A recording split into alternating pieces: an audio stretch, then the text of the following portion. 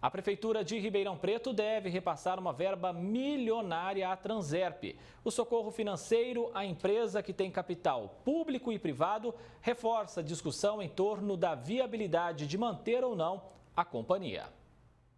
O decreto de 4 de agosto autoriza a Prefeitura de Ribeirão Preto a repassar 5 milhões de reais à empresa de trânsito e transporte da cidade.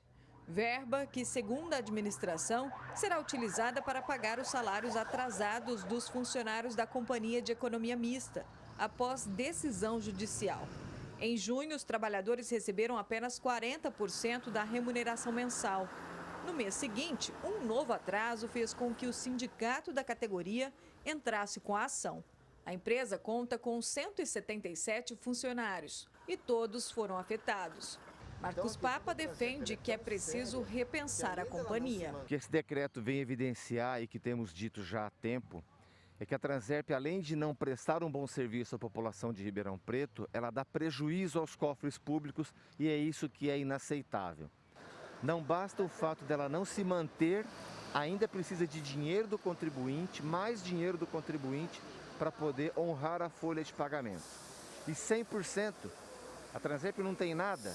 É 1.600.000 a folha, não tem 200, 300 mil no caixa. Precisa a prefeitura pôr 100% e ainda mais esse valor de 5 milhões. Isso é inaceitável. Por isso que a Transerp precisa urgentemente de uma reforma administrativa, muito provavelmente ser transformada numa autarquia em respeito aos funcionários que tem ali dentro. A viabilidade de manter ou não a empresa também foi discutida durante reunião pública na Câmara. No encontro virtual, o promotor da cidadania foi enfático ao dizer que a Transerp deveria ser transformada em autarquia. Sebastião Sérgio da Silveira é autor de uma ação civil pública movida em 2011, que pede que a empresa seja proibida não apenas de multar, mas também de fiscalizar o trânsito. Na minha opinião, eu acho que é absolutamente indispensável a transformação da Transerp num ente público.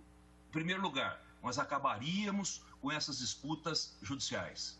São milhares e milhares de ações todos os anos, que consomem forças da Transerp, do Poder Judiciário e que alimenta uma indústria atrás disso tudo. Portanto, eu acho muito conveniente, uma discussão séria para acabar com tudo isso e principalmente para eliminar os riscos que pendem sobre a atividade da Transerp e que, obviamente, pode resvalar aí numa responsabilidade para o município. Na mesma reunião, a procuradora jurídica do município também se manifestou, no sentido de que empresas, sejam de economia mista ou pública, não poderiam multar justamente por sua natureza jurídica, que prevê uma certa lucratividade.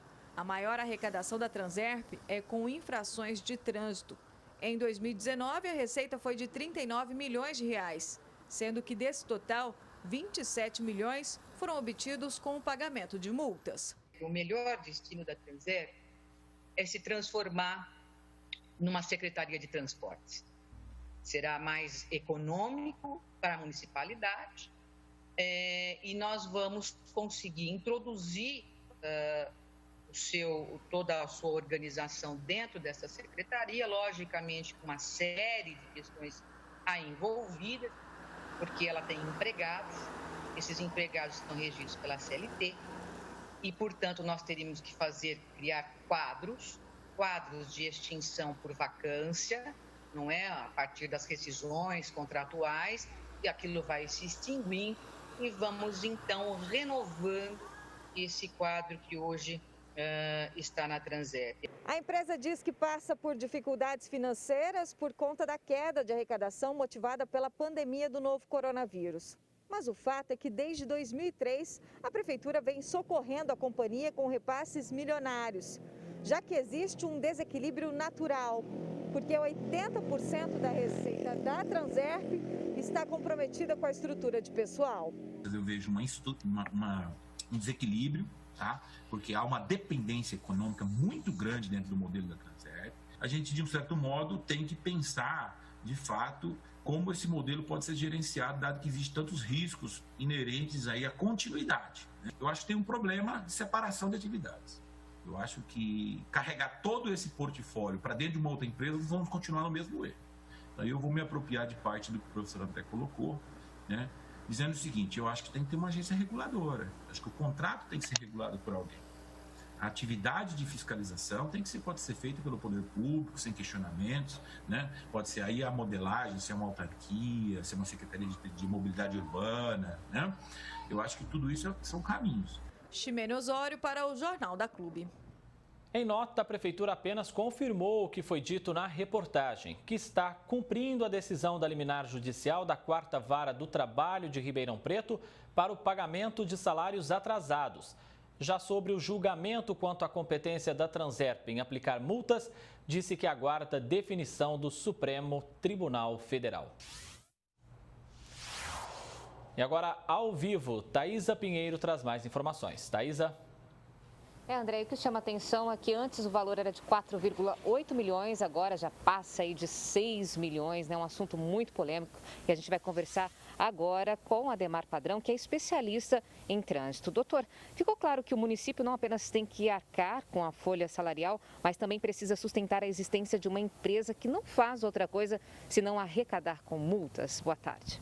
Boa tarde, Thaís. Boa tarde a todos que assistem o Jornal da Clube e todos que vão pagar esta conta, junto comigo, com você e, quem sabe, até com o governo do Estado. O que eu quero dizer é o seguinte, hoje o que assistimos realmente é o enterro quase do Transerp. O velório do Transerp está em curso há mais ou menos 17 anos, conforme foi mostrado na reportagem. O socorro não é de hoje que acontece e esse desarranjo vem de uma sucessão de mazelas políticas muito ruins para a cidade de Ribeirão Preto. O Transerp, eu lembro que foi uma empresa criada nos anos 80. Os 10 primeiros anos de vida do Transerp foi pujante. Ele implantou em Ribeirão Preto um sistema de ônibus elétrico, substituindo o antigo Cometa que fazia o transporte na cidade de Ribeirão Preto. Só que, infelizmente, a partir dos anos 90, acontece que os olhos dos gestores cresceram muito e não ficaram contentes com os ovos da galinha de ouro. Começaram a matar a galinha. O que assistimos hoje, infelizmente, é isso. É o fim quase do Transerp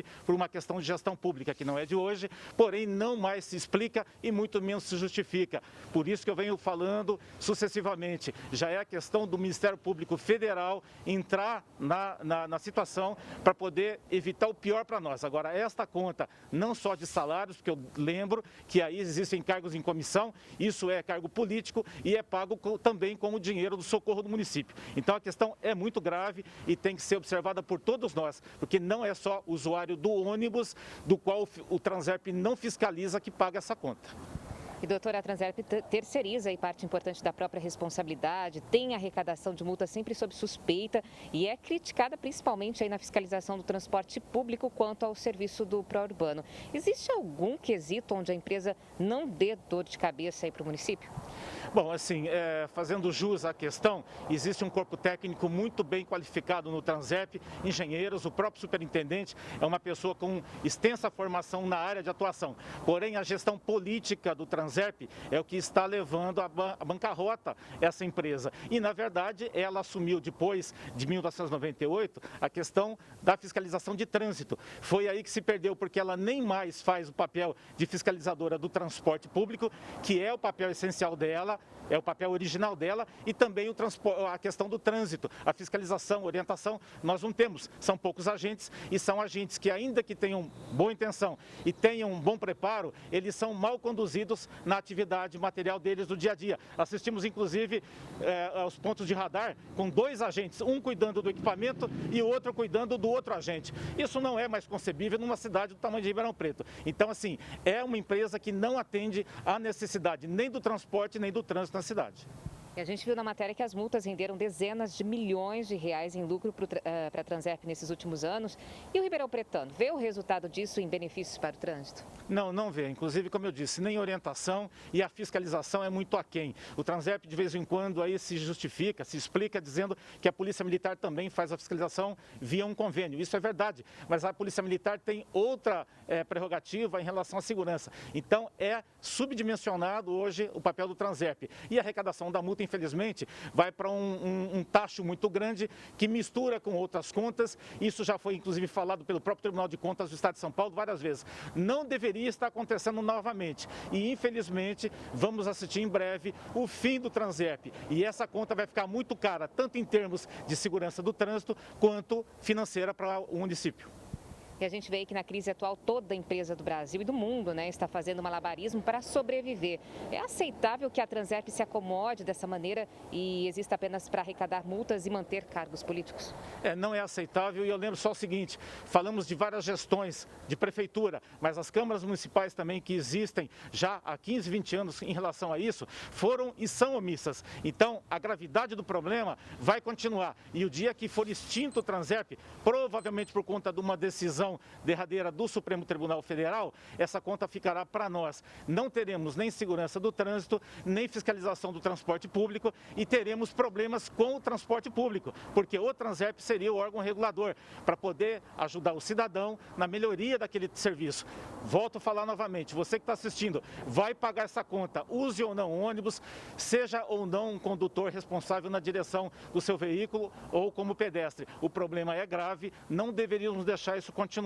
Câmara Municipal omissa totalmente, igual ou pior que a Prefeitura Municipal. Então, em breve, assistiremos um provável último capítulo dessa novela, infelizmente. Obrigada, doutor Demar, pela sua participação mais uma vez aqui no Jornal da Clube. E daqui a pouco eu volto também com outras informações. Até já, Thaisa.